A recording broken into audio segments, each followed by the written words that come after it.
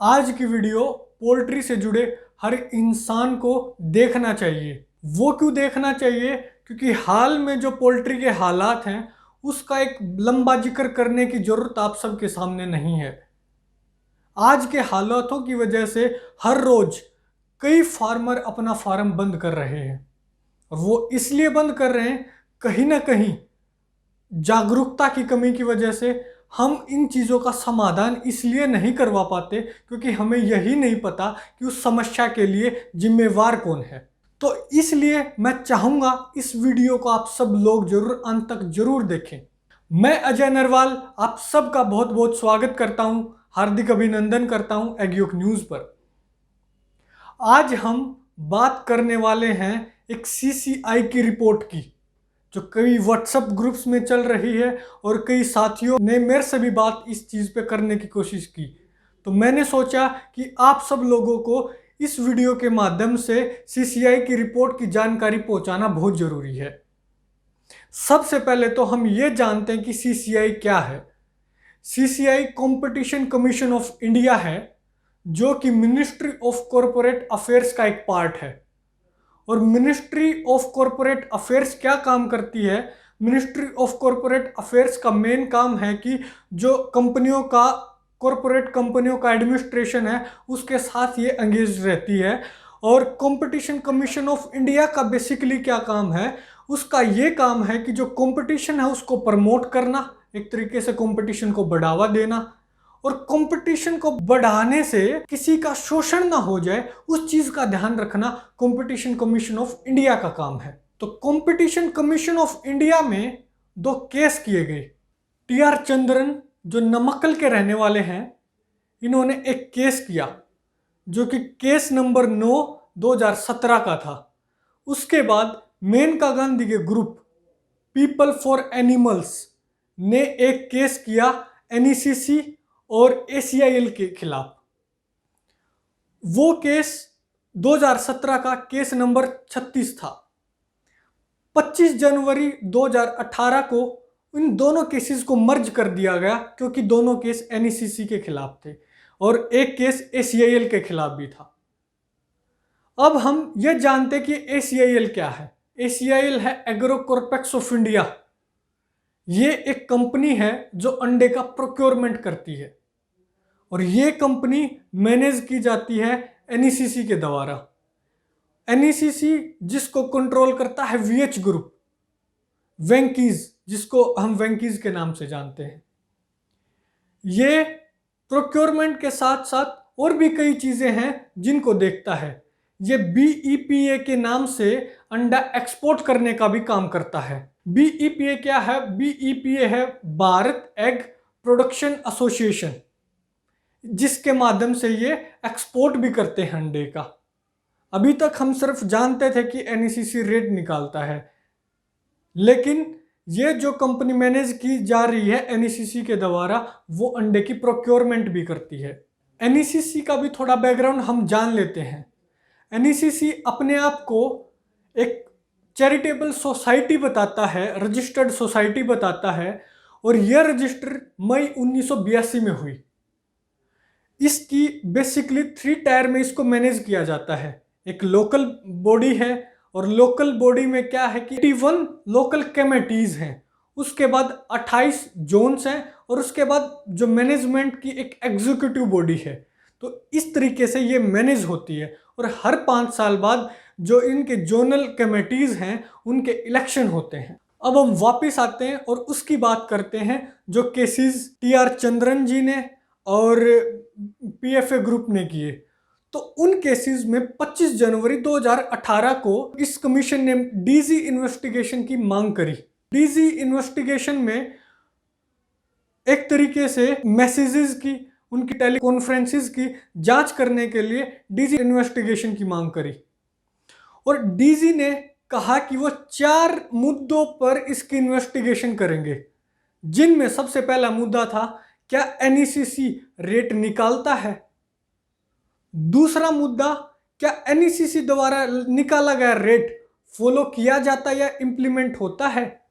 तीसरा मुद्दा, क्या एनईसीसी द्वारा प्रोडक्शन और कंजप्शन को प्रोडक्शन और सप्लाई को कंट्रोल किया जाता है।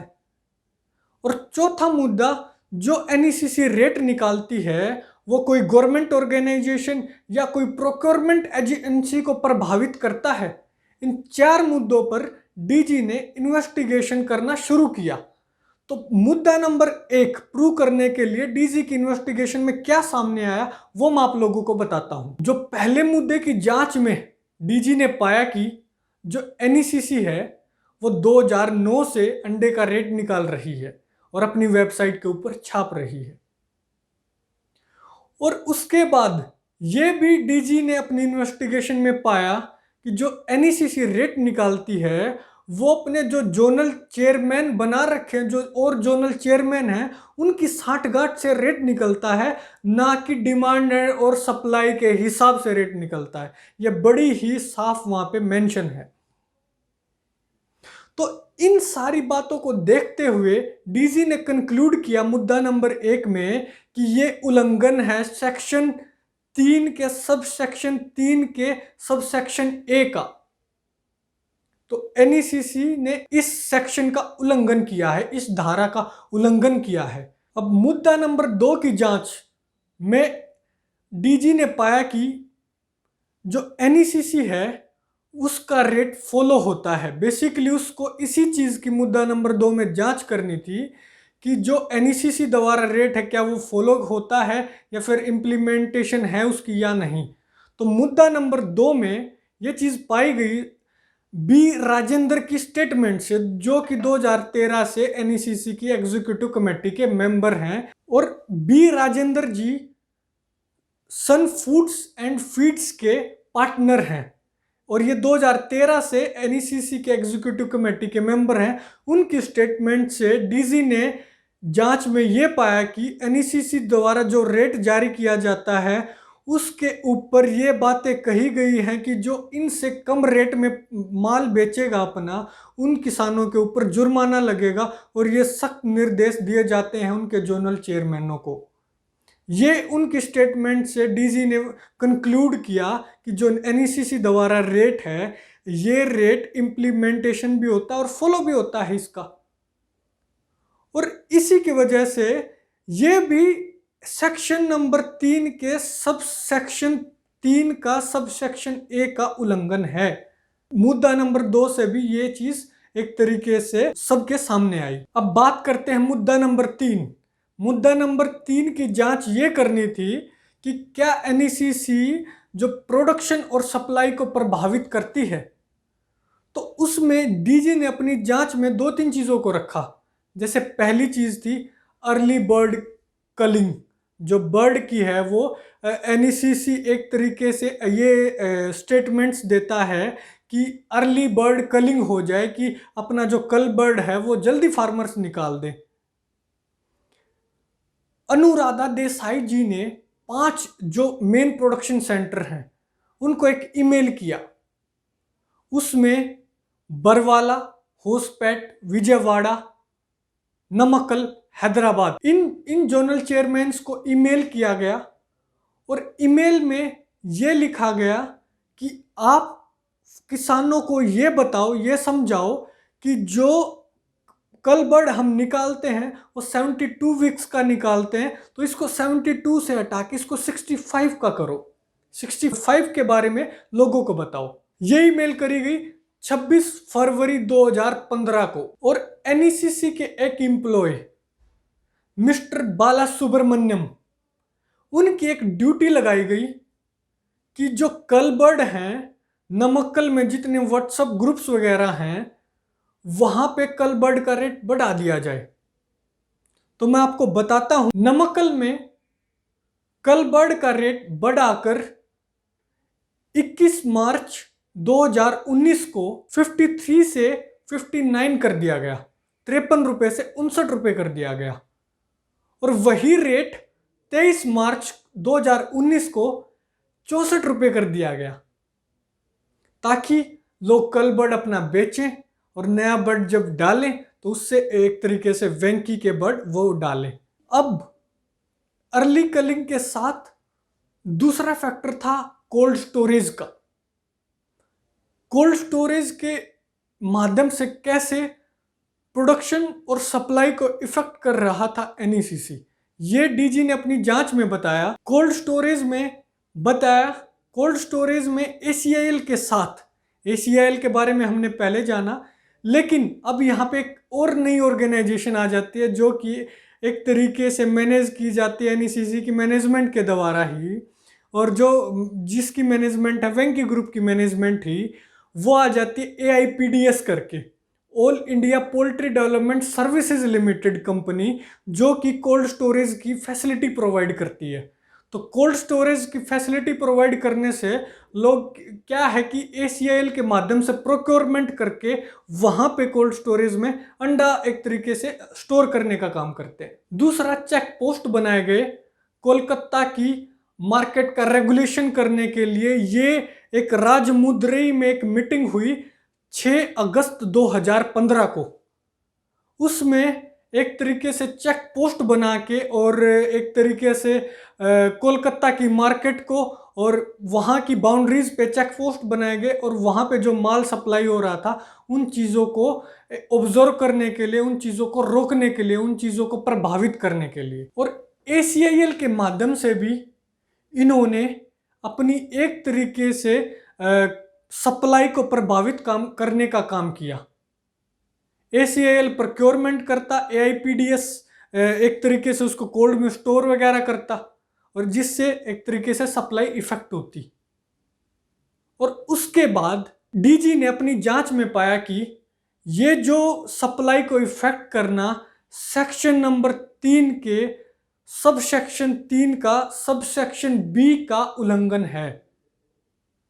उस चीज का दोषी एनईसीसी को एक तरीके से पाया गया। अब बात करते हैं मुद्दा 4 की, जिसमें डीजी को जांच करनी थी कि क्या एनईसीसी द्वारा निकाला गया रेट किसी गवर्नमेंट ऑर्गेनाइजेशन या फिर कोई प्रोक्योरमेंट एजेंसी को प्रभावित करता है या नहीं। आंध्रा और तमिलनाडु की सरकार प्रोक्योरमेंट करती थी डिस्ट्रिक्ट वाइज, फिर उन्होंने स्टेट वाइज किया। एनईसीसी की रेट की वजह से वो भी प्रभावित हुए। एनईसीसी डीजी की इन्वेस्टिगेशन में एक ईमेल में फाइंड आउट हुआ कि जो वेंकी हैवीएच ग्रुप हैं और उनके और एनईसीसी के कमर्शियल रिलेशंस हैं। तो इन सारी चीज़ों से ये चीज़ भी एक तरीके से प्रूव हो गई कि जो एनईसीसी का रेट है वो प्रभावित करता है गवर्नमेंट और उसके साथ साथ प्रोक्योरमेंट एजेंसी को भी। अभी एक डायग्राम आपको दिखा रहे हैं, आपको दिख रहा होगा। इसके हिसाब से देख सकते हैं कि वीएच ग्रुप अपने बेनिफिट्स के लिए कैसे इस्तेमाल करता है एनईसीसी, एसीआईएल और एआईपीडीएस जैसी ऑर्गेनाइजेशंस को। देखिए सबसे पहले कि जब वो रेट बढ़ाता है एनईसीसी, उसके बाद डिमांड, लोग अपना फार्म एक्सपेंड करना शुरू कर देते हैं और इससे क्या होता है कि कमर्शियल लेयर्स की डिमांड बढ़ जाती है। और उसके बाद जो डीओसी, जिससे आप अवेयर हैं, जिसके ऊपर 80% वेंकी का ही एक तरीके से मार्केट है, मार्केट शेयर है, यही इसको यूज़ करते हैं, और ये वीएच ग्रुप का ही है अकेला 80%। तो इस तरीके से फ़ायदा उठाता है वेंकी। बहुत सारे जो एआईपीडीएस के एम्प्लॉयज़ हैं, all India poultry development services limited के, वो सैलरी तो एआईपीडीएस से लेते हैं और वो काम करते हैं वीएच ग्रुप के प्रमोशन का। ये जांच पूरी हुई 14 जनवरी 2022 को, यानी कि इसी साल, और एनईसीसी को दोषी पाया गया कंपटीशन एक्ट 2002 के सेक्शन नंबर 3 के सबसेक्शन ए और बी का। और अगर आप सब लोग अवेयर हो इस चीज़ से कि अगर हम ये देखें कि अंडे के रेट कब से गिरना शुरू हुए, तो मेरे व्यक्तिगत मन में ये आया कि 14 जनवरी के बाद से ही लगभग अंडे के रेट गिरना शुरू हुए।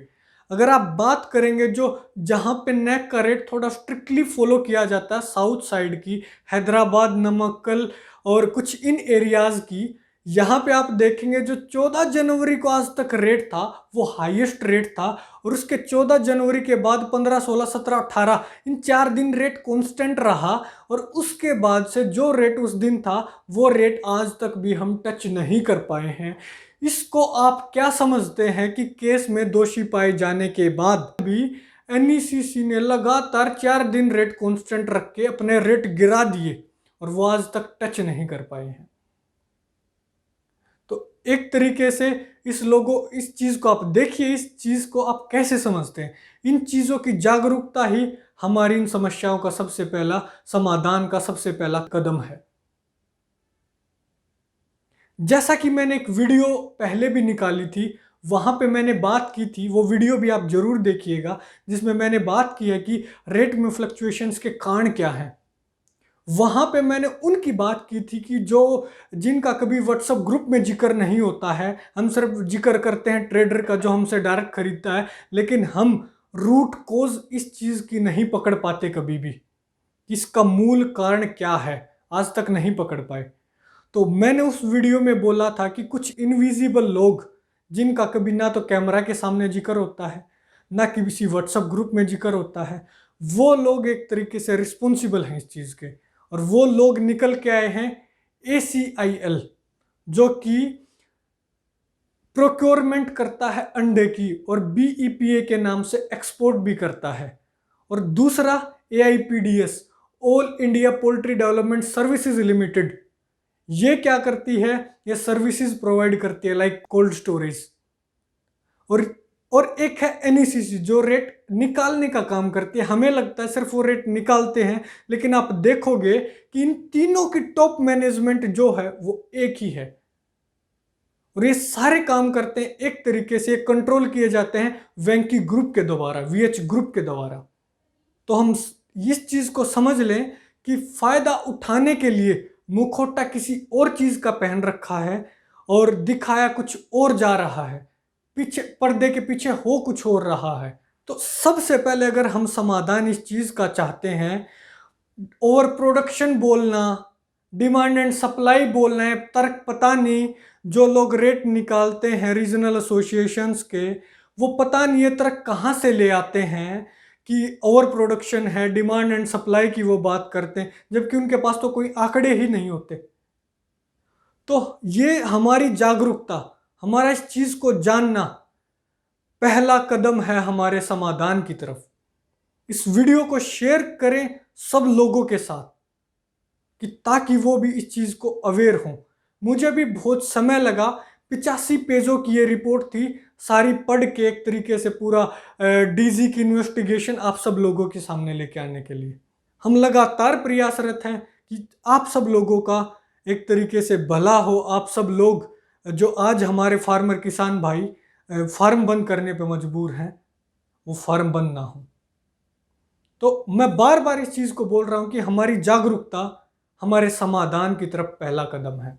इस वीडियो को उम्मीद करता हूं कि इस वीडियो के बाद आपको ये पता चला होगा, इस चीज को लेके जागरूक हुए होंगे कि समस्या कहां पे है। वही लोग रेट निकालते हैं, वही लोग प्रोक्योरमेंट करते हैं, वही लोग सर्विसेज प्रोवाइड करते हैं सिर्फ एक ग्रुप के बेनिफिट के लिए। आज हमारे हजारों फार्मर NPO हो चुके हैं। हमें जागरूक होना है। सबसे पहले तो हम किसान भाइयों को ही जागरूक होना है। हम किसान भाई जागरूक नहीं है, तभी इस चीज का समाधान नहीं निकल पा रहा है। और मैं बार बार इस चीज को बोल रहा हूं, मैं फिर एक बार बोल रहा हूं, हमारी जागरूकता, इन चीजों को जानना ही समाधान की तरफ हमारा पहला कदम है। बड़ा आसान है ट्रेडर्स को गाली देना, बड़ा आसान है ट्रेडर्स को एक दो को हर मई जून में अप्रैल में थप्पड़ मार देना। हम इन चीजों पे ना जाएं, हम ये समझें कि हमारी समस्या की मूल जड़ क्या है। बहुत बहुत धन्यवाद, आपने वीडियो को यहाँ तक देखा। इस वीडियो को सभी और किसान भाइयों के साथ शेयर करें, और उम्मीद करता हूँ कि ये वीडियो एक तरीके से क्रांतिकारी काम करेगी। क्रांतिकारी काम इसलिए करेगी ताकि आप सब लोगों को जागरूक करने का काम करेगी, और आप सब इस वीडियो को ज़्यादा से ज़्यादा लोगों को शेयर करेंगे। एग्योक न्यूज़ को सपोर्ट करें, एग्योक न्यूज़ को सब्सक्राइब करें, ताकि हम भी आपको जागरूक करने के लिए कोई भी कसर ना छोड़े और आपको जागरूक करने के लिए हमेशा के लिए प्रयासरत हैं और हमेशा प्रयास करते रहें। बहुत बहुत धन्यवाद।